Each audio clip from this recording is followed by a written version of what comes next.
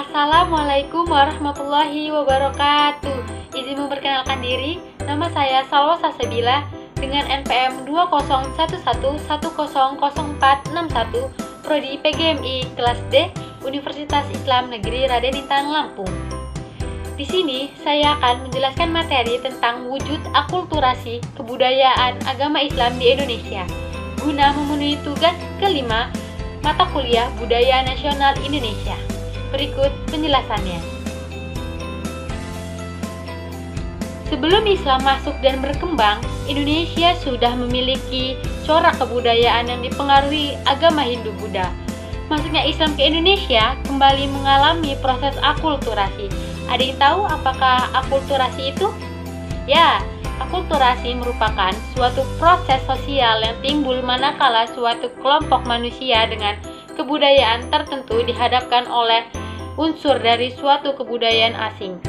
Kebudayaan asing itu lambat laun diterima dan diolah ke dalam kebudayaannya sendiri, tanpa menyebabkan hilangnya unsur kebudayaan asli.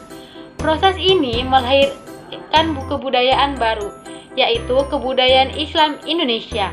Banyak hal yang terpengaruh pasca masuknya Islam ke Indonesia, mulai dari bangunan-bangunan, seni budaya, dan sastra hingga upacara. Yang pertama yaitu seni bangunan. Seni arsitektur Islam yang menunjukkan akulturasi dengan budaya pra-Islam antara lain makam dan masjid. Keduanya menunjukkan bentuk-bentuk akulturasi dengan kebudayaan setempat.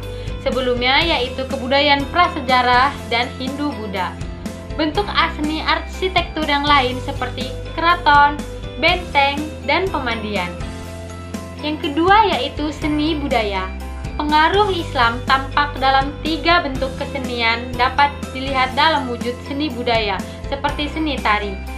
Terdapat seni tari di Indonesia yang mendapat pengaruh dari Islam. Yang pertama yaitu tari debus.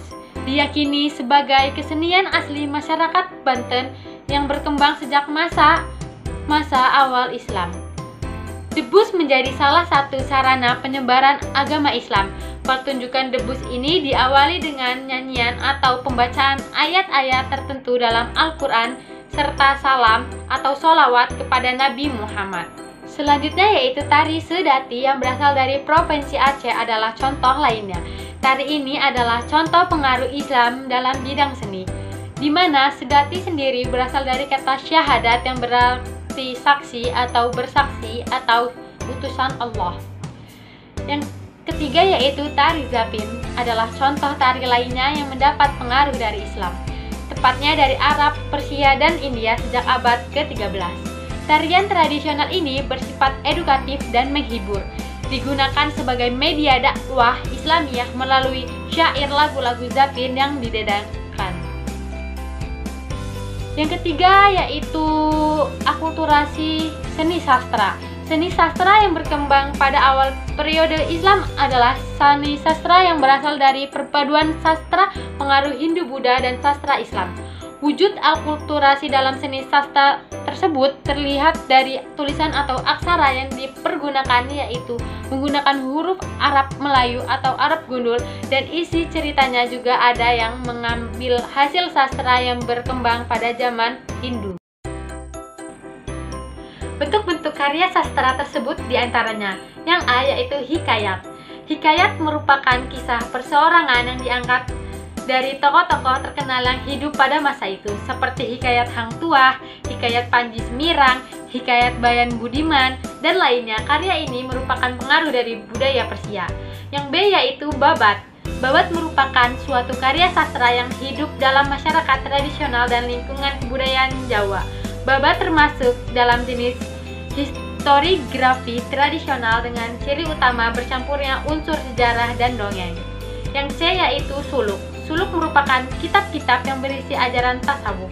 Contoh suluk antara lain suluk Sukarsa yang berisi tentang Ki Sukarsa yang mencari ilmu sejati untuk mendapatkan kesempurnaan hidup.